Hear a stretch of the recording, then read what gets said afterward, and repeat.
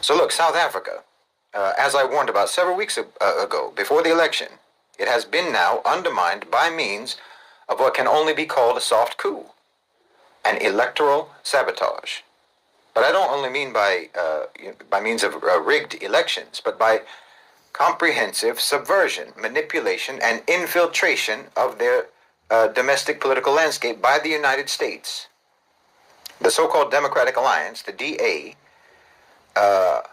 which has been supported by outsiders, by the West, by the National Endowment for Democracy, and so on, by Western private sector power, collaborating with private sector power in South Africa, has now been able to move its way into a ruling coalition with the ANC.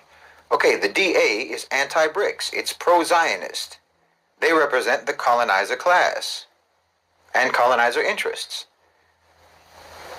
I think that what happened in South Africa is tremendously important and tremendously dangerous for the entire BRICS project, because it reveals the very clear intent, in my opinion, of the owners and controllers of global financialized capital to revive and to restore colonial control by any and every means available to them, and to subvert the economic sovereignty and political independence of the global South, if they can. Like I said, if they can find ways to do it, that's what they'll do. There's a new Cold War happening.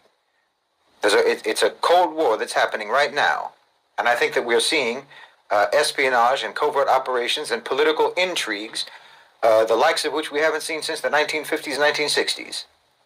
At this point, I don't feel confident, to be honest, about any so-called democratic elections in any countries in the global South, except that they will be tampered with. And in fact, not only in the global South, in places like Eastern Europe, in the Balkans, and so forth. Same thing.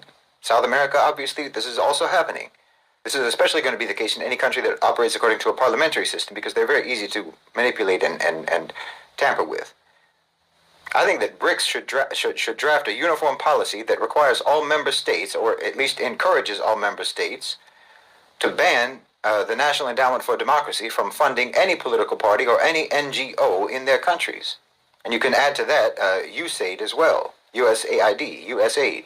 But I don't think it's wise or safe for any BRICS nation to allow domestic organizations or domestic political parties to be funded by the United States in any way whatsoever. They're only going to be used to manufacture opposition or to manipulate real existing opposition towards their own ends against the interests of that country. So that needs to be stopped, in my opinion. There are moves and counter-moves going on non-stop. The situation is fluid.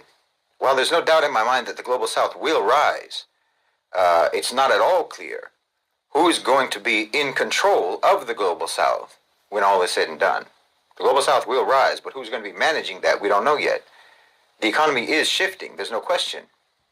But those who have been controlling the global economy up until now want to maintain their control during and after the transition takes place, during and after the pivot. And how that's all going to turn out is up in the air right now.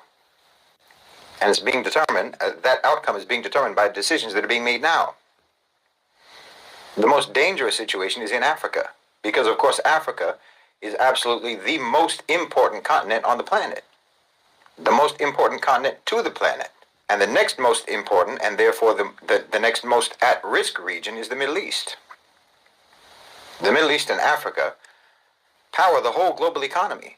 They power everything that makes so-called modern life possible. It's all made possible by the Middle East and Africa.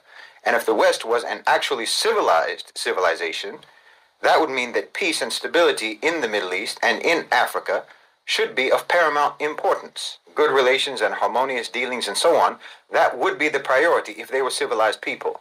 But of course the West is not civilized. And if you have something that they need, if you have something that they want, but especially if you have something that they need, then they do not see you as a friend. They don't see you as a friend that they want to be close to and have good relations with. They see you as an enemy that they want to subjugate. They see the world in a predator-prey paradigm, kill or be killed mentality. They're the original extremists, and they've never grown out of it.